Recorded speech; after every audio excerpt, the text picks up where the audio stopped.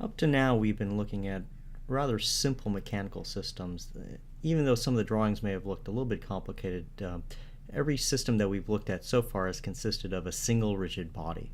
And I'd like to look at what happens when we try and apply our principles of equilibrium to systems of rigid bodies. So consider, for example, two rigid bodies that have been pinned together. So we have rigid body number 1 here, and we have rigid body number 2, and they've been connected together by a pin. And the whole system is subjected to two forces, F and F, acting at, let's say, points B and C. So we have a pin at A, and we have forces at B and C. And B and C, the forces are of equal magnitude and opposite in direction, so they're on a single line of action.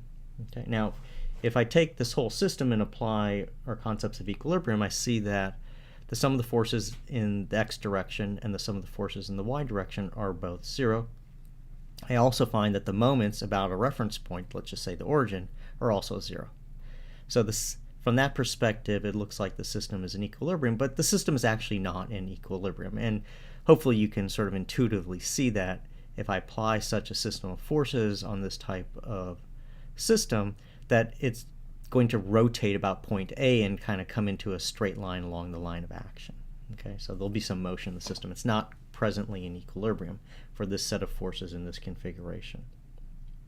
So this brings us back to something that we discussed much earlier, and that's for equilibrium in general, the resultant force and the resultant moment has to equal 0 for all subsets of a body. Okay, and when we're dealing with rigid bodies in particular, what we mean, or what is sufficient, is for the system of rigid bodies to meet equilibrium, we need that the resultant and the resultant moment equals 0 for each rigid body individually. So taken body by body, we need to have force equilibrium and moment equilibrium, and that will keep the whole system in equilibrium. Okay, so, and we can see how that plays out with this particular example. If I make a free body diagram where I take body 1 and body 2 and I split them apart at the pin, what I see is that at the pin there are forces in the horizontal and the vertical direction. So I'm assuming a friction-free pin. And I'm using the principle of action equals reaction to note that the horizontal forces at the pin on each side are equal in magnitude but oppositely directed, both in the horizontal and in the vertical direction. That's why I have AX, AX, and AY, AY here. So I've taken advantage of Newton's third law at this point here. Okay, now if I use these free body diagrams, well, first of all, just a bit of terminology. Let me mention that the forces AX and AY are known as internal forces to the system.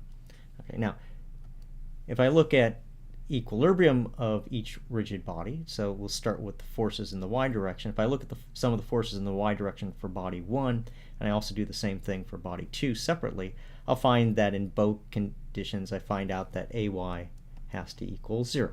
Okay, and if I do sum of the forces in the x direction on body 1 and also on body 2, I find out that AX has to equal F. So I've been able to satisfy force equilibrium in the x and the y directions for each rigid body. So I have that the total resultant equals 0 for body 1 and for body 2. But moment equilibrium is not possible. There's no way to get the resultant moment equal to 0 for this configuration. So if you look at it, if I just go ahead and let's say draw body 1, I've already found out that I have to have F and F here, so F acting at the pin. But this body is clearly not in moment equilibrium. You can pick any point that you want, say this one, this one, this one, any convenient point. No matter where you try and sum the moments, you'll find that they're not equal to 0. So the system is not in equilibrium in this setting here. So this is a rather simple example of the application of equilibrium to a system of rigid bodies. And so in general, whenever you have a system of rigid bodies and you want to do a calculation of equilibrium, you need to go body by body to check whether you have equilibrium.